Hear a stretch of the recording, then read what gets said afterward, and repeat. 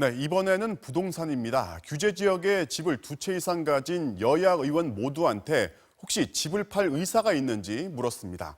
여당 의원들은 하나같이 팔겠다고 말은 하면서도 속내는 복잡해 보였고 야당 의원들은 그걸 외판하면서 화를 내기도 했습니다. 이어서 남지현 기자입니다. 부동산 규제 지역에 집을 2채 이상 가진 더불어민주당 의원 가운데 집을 한 채라도 줄인 건 서영교, 김한정, 김홍걸 의원 등 모두 3명입니다. 다주택 논란이 불거질 때마다 강남 아파트를 팔겠다던 김홍걸 의원은 약속과 달리 20대 아들에게 증여한 것으로 나타났습니다. 증여세 6억 원도 내줬습니다. 그때 증여를 한다고 했으니까 그때 제가 상담을 한 게 도토리가 될 수 있으니까 값을 높게 감정을 해서 하신다고 그랬거든요. 증여든 매도든 안 판다는 민주당 의원은 없었습니다.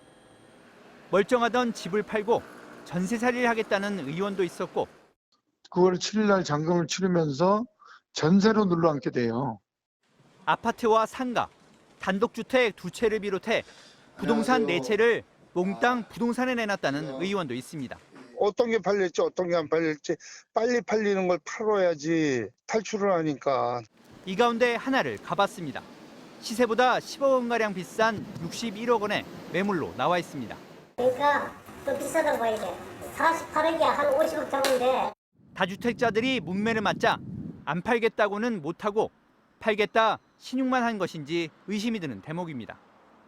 다주택자 꼬리표가 부담스러운 건 지방 의원들도 마찬가지입니다. 공시가격 3천만 원이 겨우 넘는 집까지 매물로 나왔습니다.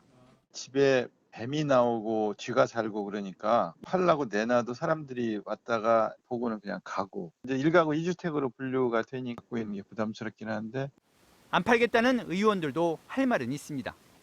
부모님이 살고 있는데 어쩔 수 없다는 겁니다. 우리가 누구들한테 짐이 되고 있는 거 아니냐. 그리고 되게 많이 힘들어하셨어요. 이제 상식적이지 않은 상황인 것 같긴 해요. 투기하는 것도 아니고 그렇잖아요.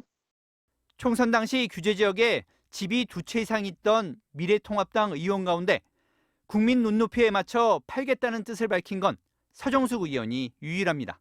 또 정부 정책이 단호하잖아요. 우리가 뭐 지도층이니까 또 부응할 수 있는 건 해야 안 되나 이런 것도 있고 해서. 하지만 다른 의원들의 반응은 싸늘합니다.